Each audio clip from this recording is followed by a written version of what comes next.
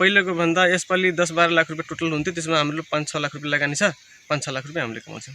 सबभन्दा राम्रो यसपालि थियो, लगानी पनि सबभन्दा बढी यसपालि लगाएको थियो। जनकपुरधाम उपमहानगरपालिका वडा नम्बर 20 रुपैठाका फूल व्यवसायी रञ्जित भण्डारी यसपालि अन्य वर्षको तुलनामा दोब्बर आम्दानी हुनेमा विश्वस्त हुनुहुन्थ्यो।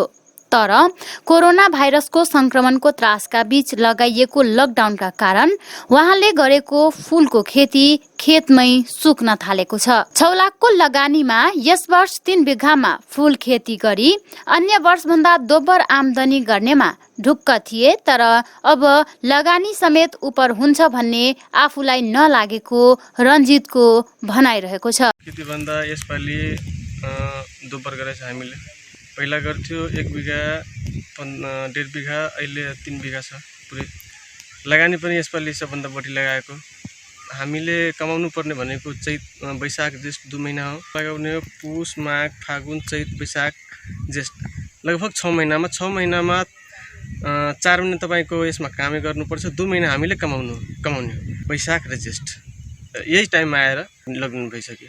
अनि कति लगानी लगाउनु भएको थियो? लगानी हाम्रो खेतीको हिसाबले तपाईको 1.5 लाख खेतको तिर्नुपर्ने, अनि 1.5-2 लाख रुपैयाँको चाहिँ हामी 4 लाख रुपैयाँ जति यसमा 4 लगभग हामीले जो पहिलेको हिसाबले जोडेछ भने 6 लाख रुपैयाँ पुग्छ।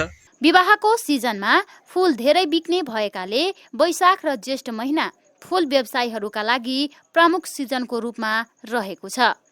अहिलेसम्म 2 लाख भन्दा बढीको फूल टिपेर खेतमै फालिएको व्यवसायी भण्डारी बताउनुभयो।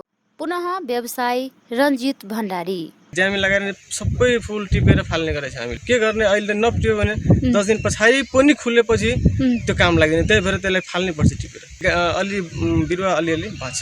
लकडाउनका कारण जिल्लाका प्राय सबै मठ मन्दिरहरू बन्दै रहेका छन्, न त सभा समारोह नै भएको छ, जसकारण फूल व्यवसाय गर्ने किसानहरू मर्कामा परेका छन्। द सोर्य मिथिलाका लागि नेहा झा, जनकपुरधाम।